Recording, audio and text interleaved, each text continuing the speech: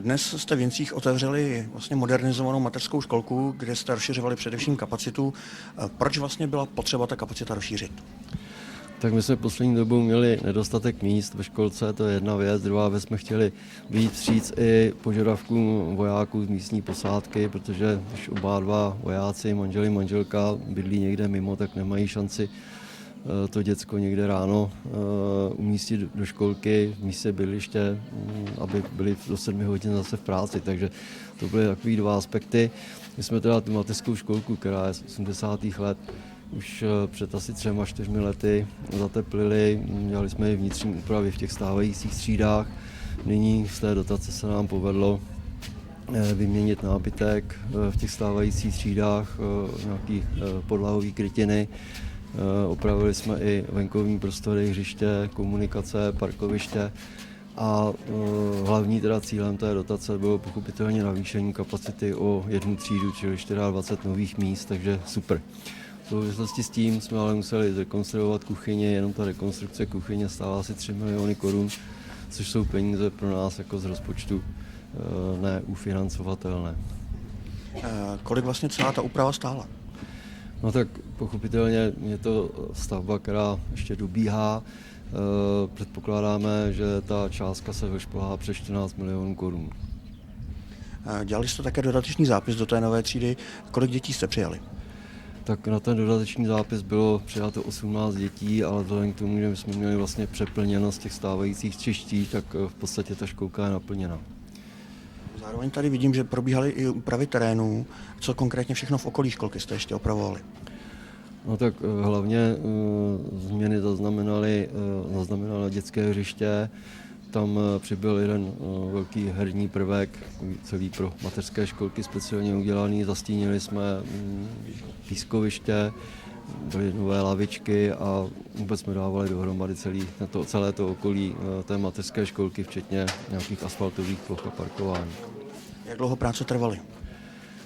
No, ROP jako poskytovatel největší částky finančních prostředků, čili asi 10 milionů korun, tak měl požadavek, aby ta akce netrvala díl než 7 měsíců. My jsme 2. srpna minulého roku začínali a 27. února letošního roku jsme stavbu přebrali.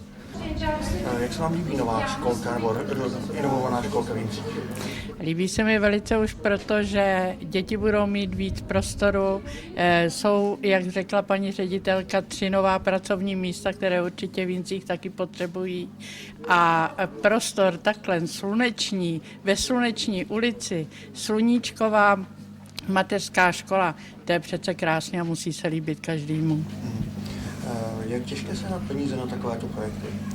Pokud je kvalitní projekt a vytrvalý starosta, který zatím jde, tak se dají sehnat ty finance. Ale musí to být opravdu kvalitní projekt, několikrát je kontrolovaný a můžu vám říct, že my jsme velmi rádi, pokud někomu přidělíme dotaci nebo schválíme dotaci a udělá za to takovouhle krásnou investici, tak to potom je mnohem radostnější i to schvalování.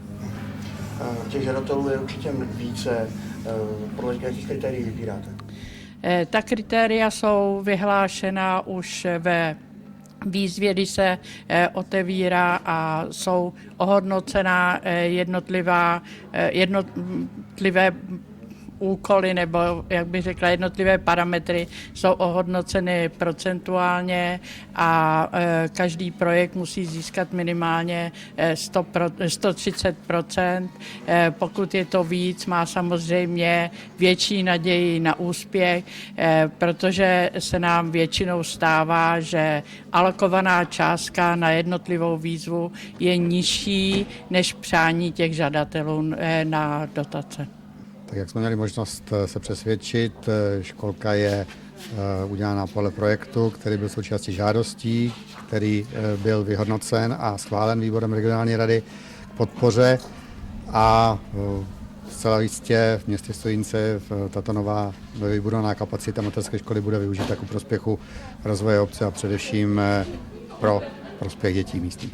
Další finanční zdroje budou k dispozici pro období 2014 až 2020 z integrovaného regionálního operačního programu Jehož řídícím orgánem bude Ministerstvo pro místní rozvoj a který svoji činnost zahájí pravděpodobně v druhé polovině tohoto roku.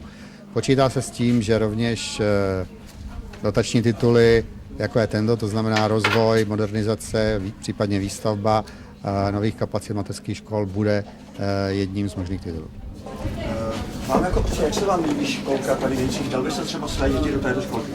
Určitě, ta školka je pro mě takovým určitým vzorovým objektem, protože jednak je nová, je i úsporná a i ty vnitřní prostory jsou skutečně neuvěřitelně krásný. Určitě by se tam i mým dětem hodně líbilo. V Jinců máte i svůj osobní vztah, jaký?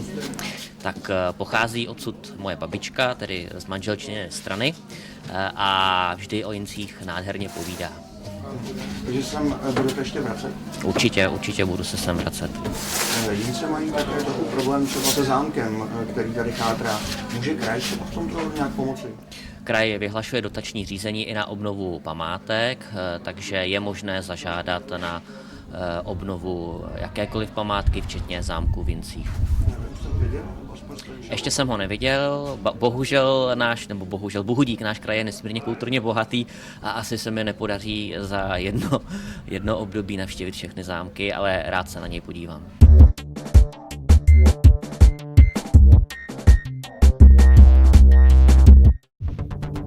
Firma Asokom Příbram, stanice technické kontroly v Obecnické ulici, poskytuje zákazníkům své služby v nových prostorách.